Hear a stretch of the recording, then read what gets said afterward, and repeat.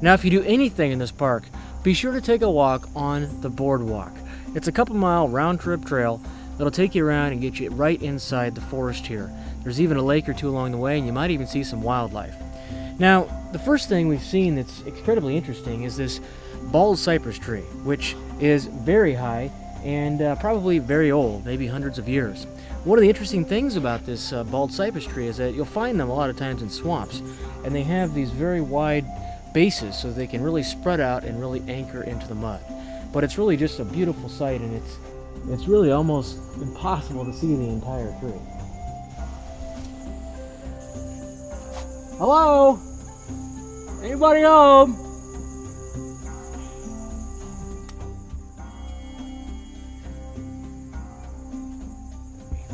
That's right, there are bats in the park, up to 6 different kinds.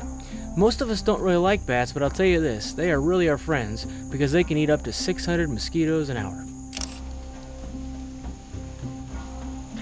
Wow, that is a big tree. This is what they call a loblolly pine. Now this tree right here was actually a former state champion, and they found another one on another trail over here in the park. So that's quite incredible that even though these national parks have been around for a while, they're still finding things that are out of the ordinary. Just wish you could see how tall this tree was. This moss level right here is where the water got during this year's flooding, which was back in March. That's pretty darn high. If you can imagine, this entire area is underwater this much. So it's probably a heck of a lot of fun to come out here and canoe around the swamp. But remember, it's only going to flood between December and April. You're not going to get any flooding through the rest of the year or in the fall. The water is very low right now here in October.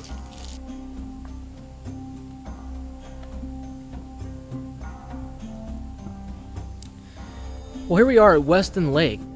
What's nice about this is that they've got a high and a low boardwalk, and so if it's during the flood season, you can walk on a 10-foot boardwalk all the way out here, which is pretty cool. And during the dry season, which is most of the year, there's also a low side of it where you can get really close right down there on the forest floor. Now, these lakes and swamps are interesting because certainly when it floods, everybody who can swim prospers, right? But when it's dry, everybody has to really congregate back at these lakes. And so we see some turtles here, we see a lot of fish and other types of wildlife here because this is really their sanctuary for 9-10 months out of the year when there's no water through the forest floor.